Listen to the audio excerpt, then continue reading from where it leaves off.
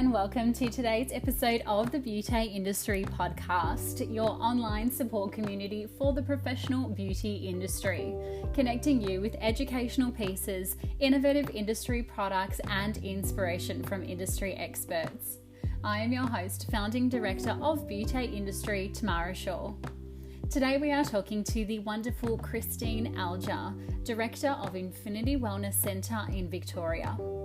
I first heard about Christine, also known as Psych Chrissy, on the Billy Rickman podcast after listening to her inspiring story of starting from the bottom by not being able to afford a washing machine and dryer for her clinic and reflecting back on how that felt as to where she is now.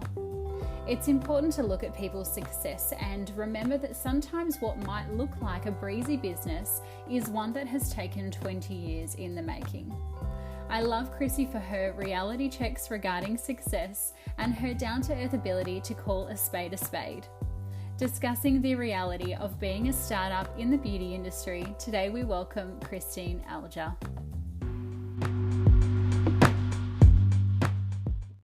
Hey everybody, I'm really pumped to be here. Love your energy first thing in the morning. Chrissy, what I want to talk to you about today and kind of give our audience a little bit of an overview on is basically a topic which I think we can sometimes dive too far into the beauty industry, which is basically sticking in your own lane, right? But what I first want you to tell everyone about is, who are you? Where does your business come from? And how did you come to being on this podcast today? Yeah, look, I am the director of Infinity Wellness, and I am also a psychologist who has crazily dived into the salon industry, not by accident. I really, before I opened my wellness centre, I had a real passion for health, skin. And when I decided that I was going to open a wellness centre, I just could not leave kind of skin out of my spa. So, when I was developing all of the services that I wanted to start running from this amazing holistic health centre, skin and spa was just absolutely up there amongst services like yoga and psychology and occupational therapy and osteo. So it's kind of like the mad Psych Chrissy's personal everything she loves in a one-stop shop, but also all the services and well-being opportunities that I feel like contribute to health and well-being. So that was how Infinity Wellness was born. And it's been quite a journey. I've been loving. I'm part of a coaching group of salon owners, and it's been so fascinating for me as a startup business owner, even to just watch, I suppose, the psychology of business and also how people tend to respond to business pressure or difficulties, or particularly in the salon industry. So it's been an absolute ride for me. But then obviously I try to provide, deliver content on my page and things like that, just on psychology content, motivation and making changes. And this also translates to the business world because I try to provide support to everyone that I possibly can. Yeah, amazing. And so you mentioned there that you do have a business coach, and shout out to Billy Rickman. He has his own podcast, which is amazing and so motivational and inspiring. And that's how I kind of heard about you and heard about your story and listening to his podcast. And so what really stood out to me was the fact that I think you guys were discussing that when Billy first met you, you were wanting to go down the wellness and the holistic path, the yoga, the psychology, the skin, the spa. And so all of these kind of arms of the machine, it was all just happening and it was a little bit too much. And so how did you and him kind of come to the happy medium that you've got now and that works so well at Infinity Wellness?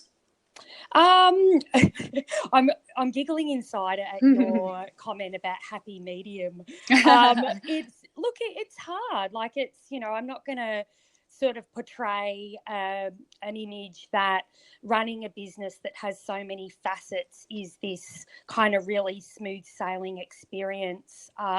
It's bloody hard work, you know, and it's many hours a day. You know, there's no such thing as a business hour, you know, in business owner world. Yeah. But I suppose it's about being really refined or you know, putting your focus on one facet of the business, really growing that to its absolute potential, and then kind of moving on to the next facet. So what I've actually done over the last 14 months, crazily, I have shut down components of my business, which, you know, has been very anxiety provoking to me, because I did think that I could do it all and I could do it all at once. But what I've had to do is that obviously over the last 14 months, you know, I had to restart yoga. I had to redesign my business model around that. I had to kind of really work hard to get that up and functioning. Whilst that was going on, I totally shut down my day spa because I couldn't give it the energy and the cognitive focus that it needed to get that to where it needed to go. So once I'd sort of mastered the yoga arm of the business, then I really started sinking energy into the spa and the skin side of things. And then slowly over time, I've been able to grow that.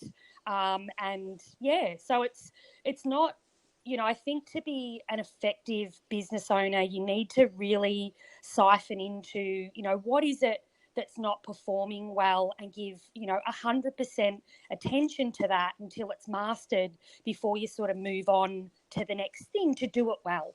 And I learned by making mistakes. I think that, you know, there's business owners out there going, oh my God, you know, so many mistakes have been made, and you have to make them to be able to develop yourself and learn and just get better at what it is that you're trying to do. Yeah, 100%. I think that's the biggest learning tool, is certainly when we do make mistakes. How did it feel for you to kind of have that realization moment and sit back and go, wow, okay, I need to shut down a section of my business? And where did kind of that process start? You know, how come you didn't start with the yoga? How come you started with the spa? Like, talk me through that kind of conversation you probably had with yourself. Yeah. Look, I think I'm a real, you know, I always set the bar for myself ridiculously high, you know, and I'm one of these sink or swim people. I'm more inclined to just jump in and deal with the consequences. And to be honest, like I don't think people realise, and there's probably business owners out there connecting to this experience, that when you first go into business, you don't realise exactly how difficult it's going to be. I just thought I had this bloody amazing concept that nobody else was doing, and the minute I flung open my doors, I would not even be able to deal with the hordes of people that would be running into my wellness centre. And the reality was that didn't happen. And you know, you stand back from that and you're like, oh man, you know, what do I do now? I thought I had this really bang on sort of business concept that was you know, that was new and progressive. So yeah, you battle on and you battle on. And I think by the time I'd come to working with Billy, I was so desperate to succeed that when he said to me something as anxiety provoking as, he literally said to me, Chrissy, I want you to sit down because tomorrow you're shutting down your day spa. And I was so desperate to succeed at that point that I just said, you know what, Billy? Okay. I'll do it. Yeah. I just did it, you know, because at the end of the day, and it's so hard in coaching world, and I know, you know, I've been able to provide, you know, some degree of psychological support to the Billy Rickman coaching group. And also I am presenting at the upcoming, I'm a guest speaker at the upcoming Salon Growth amazing seminars. Yes, for Billy, which is going to be awesome. But I have learnt that sometimes it can be really hard, and I can see business owners as well, to take on difficult feedback. Mm. And I suppose for me, and even being a psychologist, it kind of puts me in a position where, you know, to get to where I've got to in my career, I've had to accept feedback, and I've had to provide a lot of feedback myself being a psychologist. So I've just had to get good at copying, you know, as Gary Vee would say, the face punches, and doing what I need to do to succeed, because I was just so desperate for it. Yeah, it is. It is definitely that. I think we as human beings, we portray this kind of image that everything's perfect, everything's fine, and really it's not okay. And I think until somebody tells you, hey, look, this is not okay, or this is not working, you kind of almost believe it yourself. You believe what you tell yourself. And then so when somebody else like Billy, for example, said, hey, look, day spa's not working for you, let's slow that down, let's work on the other aspects of your business, it is like a punch in the face. It's kind of like, oh, wow, okay. But it sounds like for you that it was a really good kind of awakening. Absolutely. And I think, you know, deep down, I do feel like business owners, at their core, when their businesses aren't functioning the way that they would like, there is a sense that something's not working, but at the same toss of the coin, there's a real defensiveness and a fear about digging into what that is and trying to work it out, you know. And I think that's the battle, that you've got to be really brave, and you've got to just put all your defenses down and just go, okay, let's do this, you know. Let's put the egos aside. Let's accept that, you know, things need to change to be able to get us to where we need to go. And I've just got to remain open through the whole process. Yeah. And this is basically the whole entire reason why I've created Beauty Industry, is because A, those conversations are not easy to have with ourselves, but then B, they're even harder to have with someone else. And say, for example, you know, we're women and we've got so much going on. Maybe our home's not completely happy. So then our you know, our business is what we hang on to survive. And we've really, you know, with all of the other competition, I'll put that in little rabbit ear quotation marks, because I don't believe anyone is competition. The industry is big enough and bad enough that we can all have a slice of the pizza, but it's really, it's nerve-wracking if you don't have anyone to support you out there.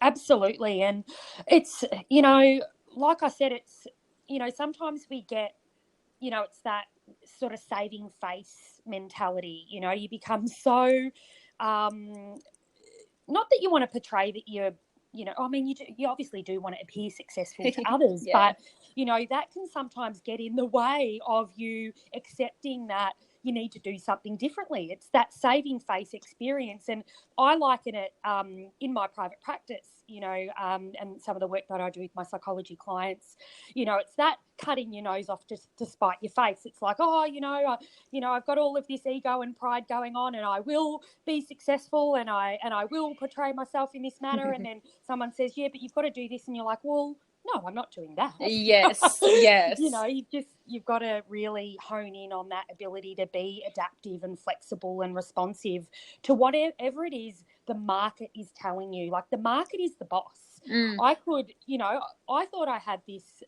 absolutely freaking amazing business concept, and I do. I honestly do believe in my business model, and you know, I think it will get there. But the market, you know, around where I am just wasn't ready for it, and that's what they were telling me. So I had to change my whole marketing strategy, and I needed to speak differently, and I needed to understand, you know, who my market was to be successful. And unfortunately, I think that sometimes as business owners, we get clouded by our own, you know, our ideas and our hard work and blood, sweat and tears. And, you know, when the market's telling us something different, we almost sort of go into avoidance. We don't want to listen. Yeah, it's like, no, but it was such a good idea, you know. And I know I've had conversations with Billy, and I'm like, I've got this amazing program, and I put it out there, and no one buys it. And I'm like, but it was so good. He's like, just let it go, man, let it go. Yeah. So what has it meant for you slowing down the day spa kind of branch of your business? How did the other areas of the business go when you did focus on those? So, look, when I focused all of my energy into the yoga studio, we were flailing about. We were running courses and we weren't membership style. And, Billy said to me, listen, you really need to go away and review this business model because your attention's not there. You're getting the people in, they're not sticking around. You're going to have to go away and focus on that. So, and obviously to have that level of restructure and design and I couldn't possibly put the man hours into the other components of the business. So I did shut the spa down. I just got obsessed with yoga studios and what was working and what wasn't working. I was podcasting like a mad woman, listening to fitness entrepreneurs and, really just trying to insert myself into that space so that I could understand the mechanics of what it took to operate the business, that side of the business in a really effective way. So once I felt like I had the structure in place, Billy sort of helped me out with the marketing side of things, and then I really started to understand sales funnels. And I don't want to get too sort of techie or anything like that, but there's so much science in business and marketing that I just, it's so hard to get your head around everything that you need to be successful, and it can be so overwhelming, but I just had to do it. Like I just had to understand what it took. And being a startup, man, it's so hard because you're starting from scratch. You're talking to people that you have absolutely no relationship with, and you're trying to entice them to come into your business and convince them, that your product is amazing and is going to really help them. So it's been a journey trying to convince people. And then wellness, like that's another, people are just so, they can be motivated and then not motivated, and they come to yoga and then they don't come, and then it's winter and it's dark, and it's, we're so complicated in the way that we try and look after ourselves. So yeah, obviously I put my energy in all of that, and we're doing, started doing a whole lot better when I was able to invest that time. And then it was the spa, and I just took the same principles that I'd engaged to expand the yoga self-development side of the business, and I put it into spa, and I just got obsessed with everything salon marketing. And I'd get right into the group, and I would talk to salon owners, and I would understand what it was like from their perspective. And my skin science, my studying, I watch podcasts, everything skin, I just became obsessed with understanding the craft, learning about it, and making sure that I knew 100%, what it was that I was trying to achieve in there.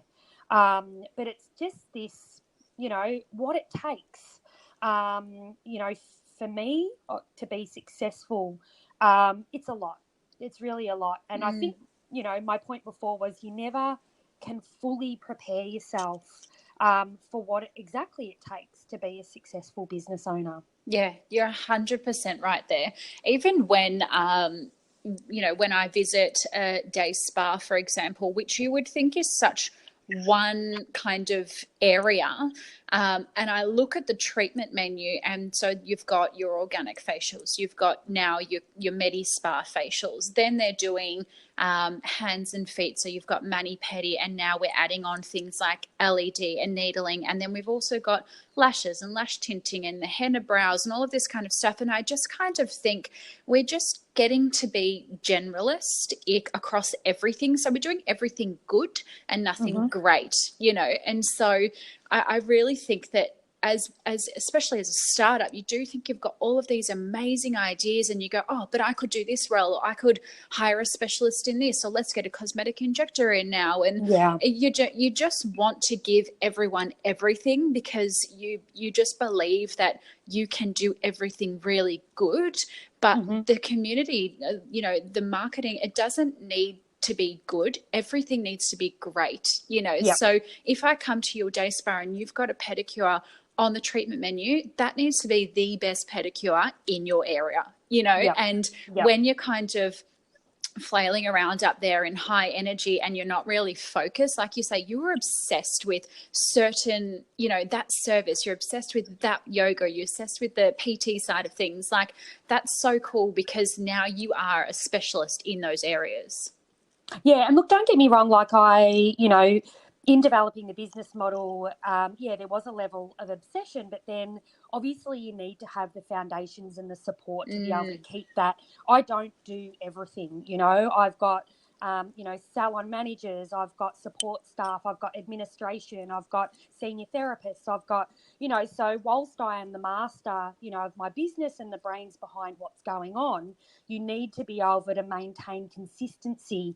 There's no good pouring a whole heap of energy into something and then go and just expect that it's just going to keep kind of ticking along if you don't have the support structures and the processes in place to be able to maintain those arms of your business.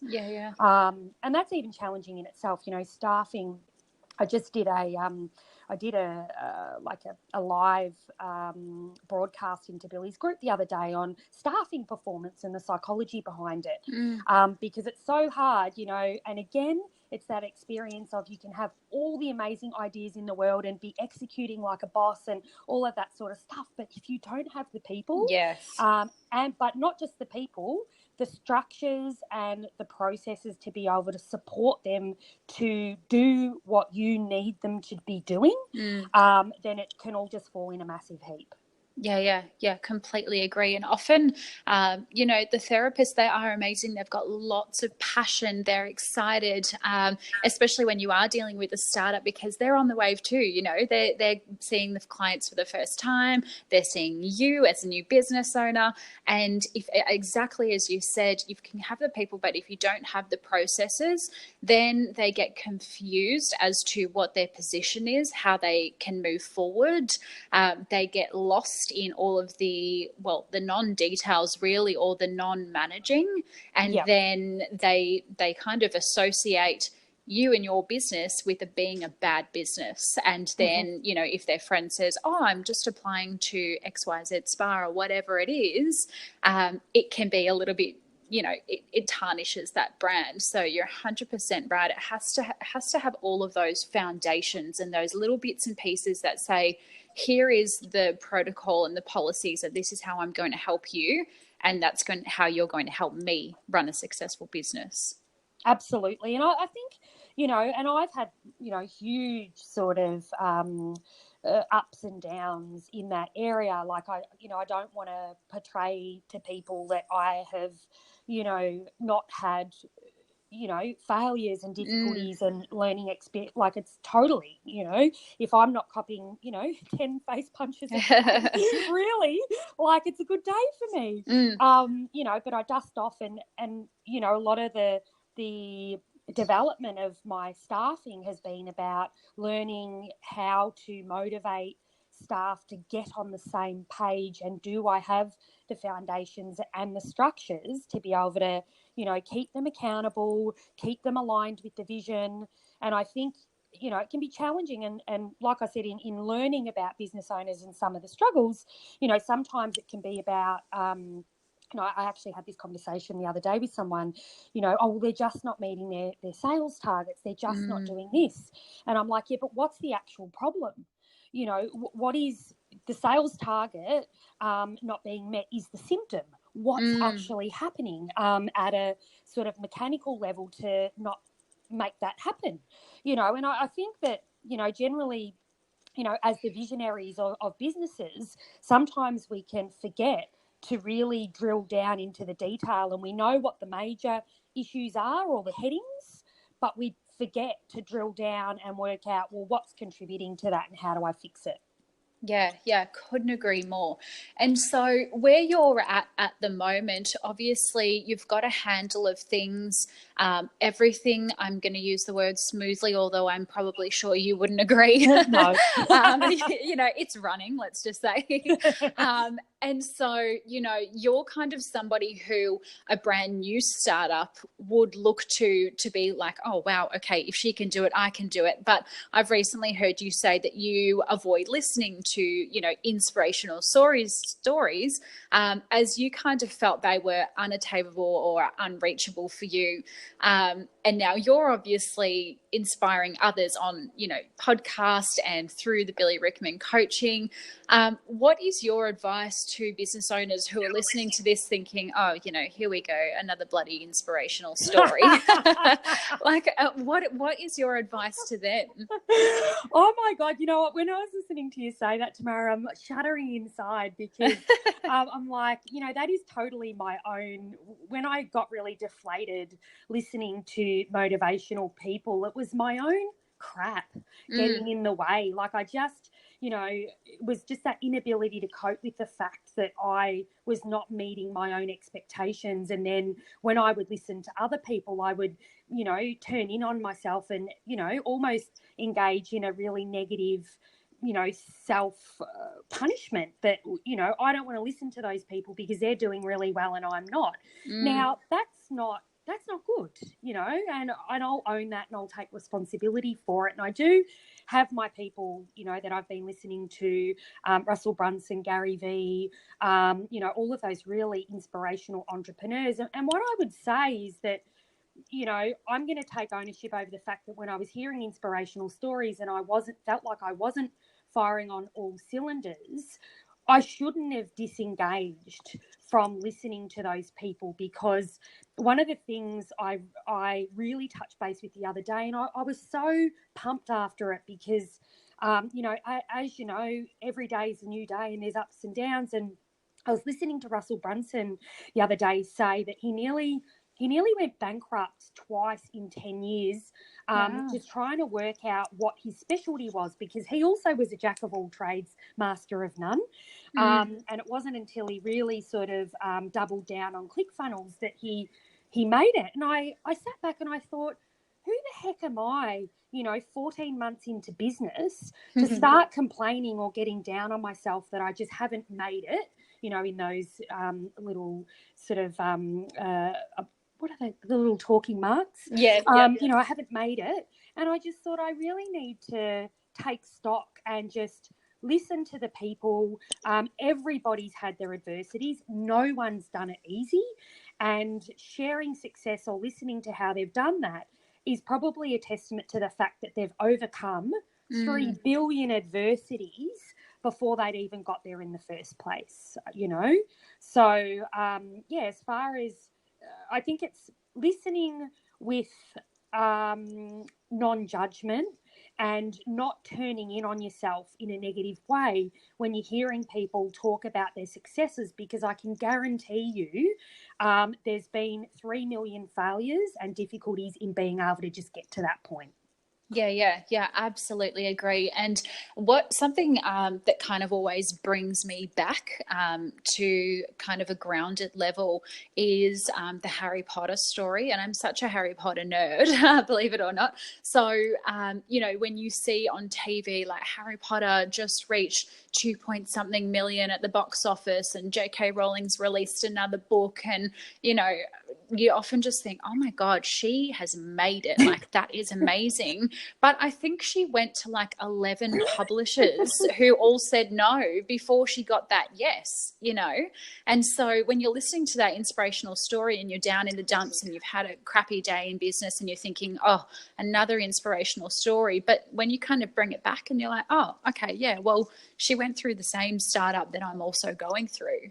Oh, absolutely. And even just last night, I was listening to Tim Ferriss, and his unbelievable book, The 4-Hour Workweek, got knocked back by 27 publishers before the 28th publisher took it on. And they even sent him a message and said, listen, this is not going to, you know, you don't have a bestseller on your hands here, but, you know, we will publish it.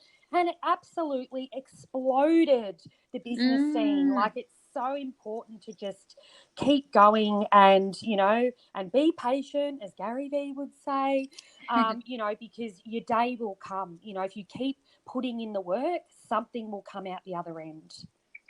Amazing. I think we're going to finish it up there because that's a little bit of a little inspirational plug for people to just keep going and, believe in yourself, and anything is possible. And I hate all of those kind of quotes you do you and blah, blah, blah. But honestly, if you keep going, you're passionate about something, you want it hard enough, you will make it work. 100%. Thank you so much for joining us today, Chrissy. Super, super appreciative of all your time and your expertise and your passion. Thanks so much for having me, guys. Pleasure. So we will link the Infinity Wellness Centre website via all of our socials, Facebook, Instagram, online community. And if you want to chat with Chrissy further, please do feel free to reach out. And Chrissy will make a little member profile on our website so that you guys can chat directly through that channel if you need be. As always, if you have enjoyed today's podcast, please make sure to subscribe to our channel, give us a little 5-star rating, and definitely comment on the episode that we have filmed here today for Psych Chrissy. Until next time, stay connected.